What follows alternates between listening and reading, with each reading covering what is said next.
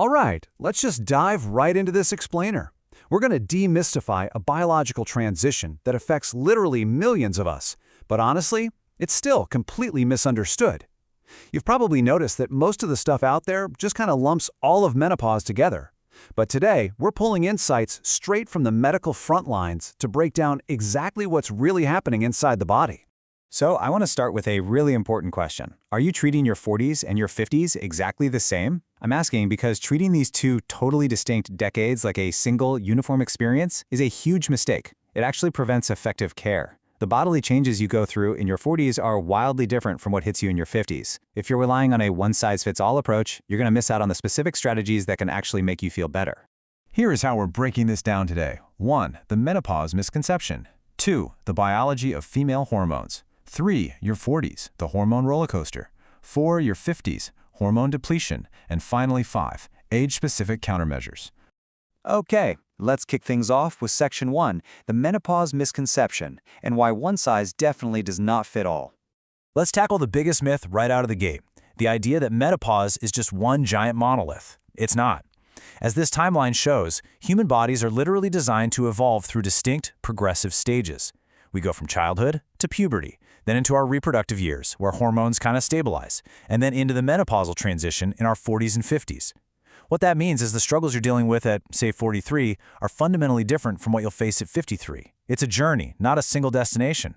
Moving to Section 2, the biology of female hormones, or, as I like to call them, the master regulators. To really understand what goes haywire during this transition, we've got to look at the biology. And it all starts in the ovaries, specifically with these tiny little egg sacs called follicles. Now, as a woman matures, these follicles grow and basically act like little factories, pumping female hormones directly into the bloodstream. From there, they travel absolutely everywhere in the body, acting as the chemical messengers that tell your whole system how to operate. The crucial thing to grasp here is that these hormones are truly master regulators. See, our cells have a fat-based membrane, and these hormones are super compatible with that, so they just easily slip right on inside. Once they're in, they influence everything. We're talking the thickness of your hair, the health of your blood vessels, the whole shebang. They even stimulate cell growth, like actually promoting abdominal fat to keep the womb warm. And perhaps most importantly, they deeply, deeply affect your brain and your emotional stability. All right, Section 3, let's talk about your 40s, the hormone roller coaster. Now, when we focus on the 40s, which a lot of folks call premenopause, this is where the biological chaos truly kicks into high gear. When people hear the word menopause, they usually think, oh, I'm lacking hormones. But your 40s aren't about lacking hormones at all. Actually, scratch that. It's more like you're suffering through these massive, totally unpredictable spikes and crashes.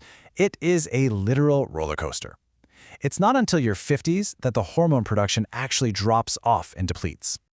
So looking at this breakdown, you can see how those chaotic fluctuations in your 40s directly cause the classic symptoms we constantly hear about. When your hormone levels suddenly shoot sky high or completely plummet, your body's temperature regulation and your sleep rhythms just get completely thrown off.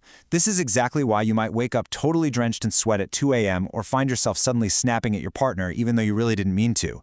Your body is basically just being whipped around by these wild swings. Now, I need you to pay really close attention here because this is absolutely vital. You cannot just ignore this phase or tell yourself to just tough it out. Recent medical data has revealed something pretty startling.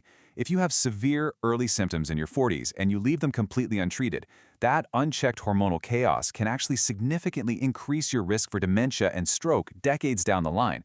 It's basically an early warning system from your body. Catching it early makes all the difference in the world. Which brings us to Section 4, your 50s. Hormone depletion, and the cholesterol mystery. Let's transition into the 50s. The roller coaster finally comes to a halt, the hormones dry up, and boom, a brand new medical mystery begins. Picture this. You're in your 50s, you go in for a routine checkup, and you get this massive medical shock. Your labs come back showing sudden spikes in bad cholesterol, increased triglycerides, and higher blood sugar. Naturally, a lot of women are completely stunned and often feel super guilty. The doctor might even hint at a poor lifestyle, but you know for a fact you haven't changed your diet one bit. So, what is actually going on here?